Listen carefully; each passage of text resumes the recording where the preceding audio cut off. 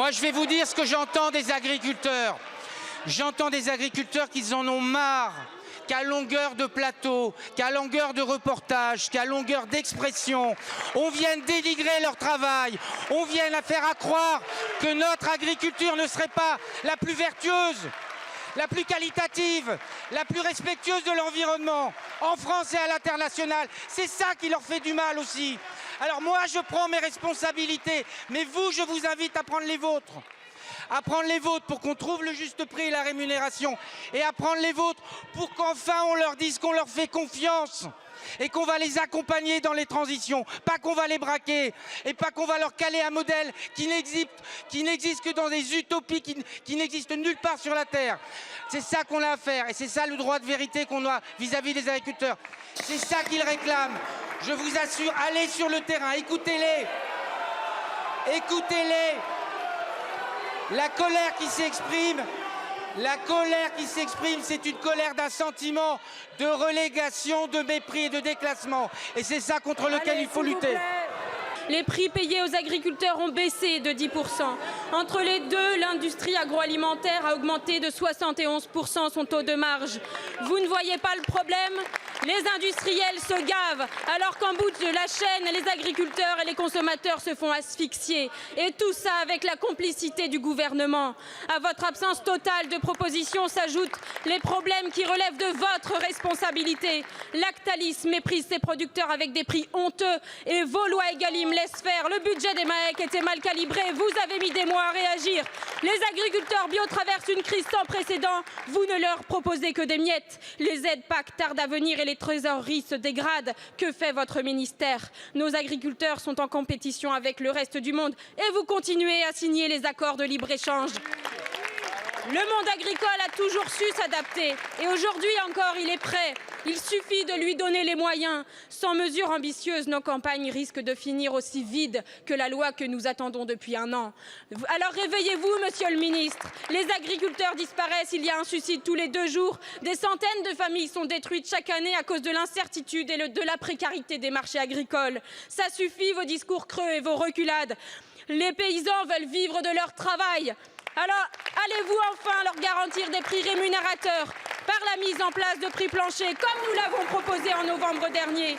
Allez-vous soutenir notre proposition de moratoire sur les accords de libre-échange?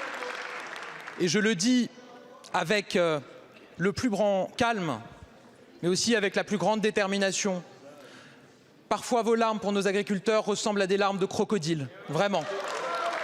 Parce que la réalité, c'est qu'à chaque fois que nos agriculteurs, que nos éleveurs familiaux ont un projet d'extension de leur élevage, qui s'y oppose? Vos amis, avec votre soutien.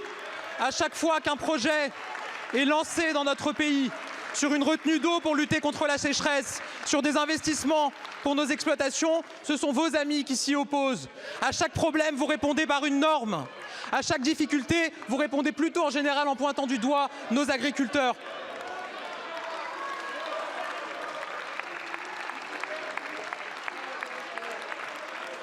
Je le dis avec le plus grand calme. Quand certains discours portés sur nos agriculteurs les présentent comme des bandits, comme des pollueurs de nos terres, comme des tortionnaires de leurs animaux, on aimerait aussi entendre vos indignations et votre défense du modèle agricole. Parler avec nos agriculteurs, c'est évidemment parler avec des femmes, des hommes qui sont évidemment dans l'angoisse, et je vais y revenir. Mais c'est aussi parler avec des femmes et des hommes lucides. Lucide sur l'importance de l'Union européenne, et ça a été redit par le ministre Marc Fesneau, pour les aides de la PAC, pour nos capacités d'export. Et donc je le dis, il y a aussi une lucidité face à ceux qui butinent de colère en donnant le sentiment qu'on pourrait sortir de l'Union européenne.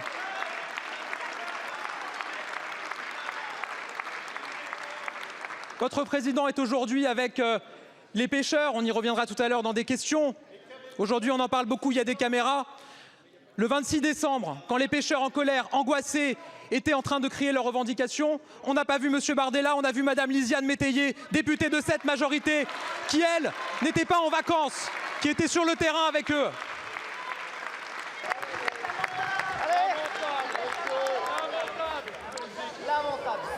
Monsieur le Premier ministre, Depuis plusieurs semaines, les agriculteurs manifestent leur ras-le-bol de votre politique totalement incohérente qui consiste à leur imposer toujours plus de normes tout en les mettant en concurrence avec la terre entière.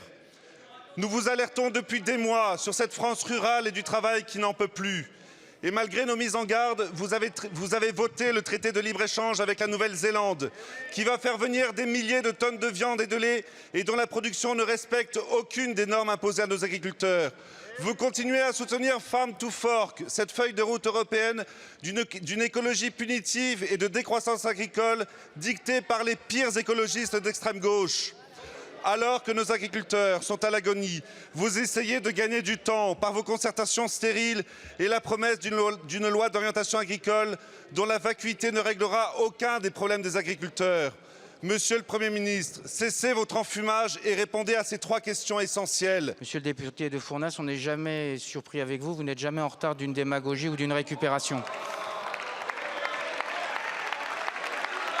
Alors oui, nous avons des problèmes. Oui, nous avons besoin qu'au travers des normes, le Premier ministre vient de le dire, au travers de la simplification, au travers de la compétitivité, nous travaillons pour les agriculteurs. Vous êtes un élu qui connaît son territoire, vous êtes un élu de Gironde. Les viticulteurs de Gironde, ils ont besoin de quoi? Ils ont besoin de compétitivité. Ils ont besoin qu'on les accompagne, on l'a fait par la distillation en 2023, 200 millions d'euros. Ils ont besoin, vous savez quoi? Ils ont besoin d'échanges commerciaux. Parce que si le Bordeaux ne s'exporte pas, vous m'expliquerez comment il continuera à y avoir une viticulture en Gironde. Et donc, ils ont besoin qu'on leur dise les grands enjeux, de les accompagner dans la compétitivité et pas de les enfermer dans l'autarcie qui, au fond, les condamne à disparaître. C'est ça sur lequel on a besoin de travailler. Enfin, je veux répondre sur la question du GNR. Nous avions mis en place, avec Bruno Le Maire, un mécanisme qui était un mécanisme de baisse de l'avantage fiscal, 70 millions sur 1,3 milliard, avec des compensations fiscales qui permettent de compenser à l'euro, d'un point de vue global, ces compensations. Il s'avère, laissez-moi finir, il s'avère, et c'est ce que disent aussi les manifestants, que sur les territoires, ça ne se repartit pas forcément de façon homogène. Je l'ai dit, mais je l'ai dit, et donc on est en train de travailler, de regarder avec les organisations professionnelles comment les choses peuvent s'équilibrer et comment on peut à la fois avoir une trajectoire sur la fiscalité et en même temps avoir une trajectoire qui soit bien répartie sur l'ensemble des territoires et qui corresponde à l'ensemble des besoins des agriculteurs. C'est ça ce qu'il faut, monsieur de Fournas, c'est leur dire la vérité, c'est répondre à leurs problèmes. Je prends ma part des choses, je prends ma part et chacun doit prendre sa part des choses qui n'ont pas été faites. Mais il me semble qu'on a besoin d'accélérer et si vous pouviez sortir de la démagogie, peut-être qu'on avancerait au service de l'agriculture.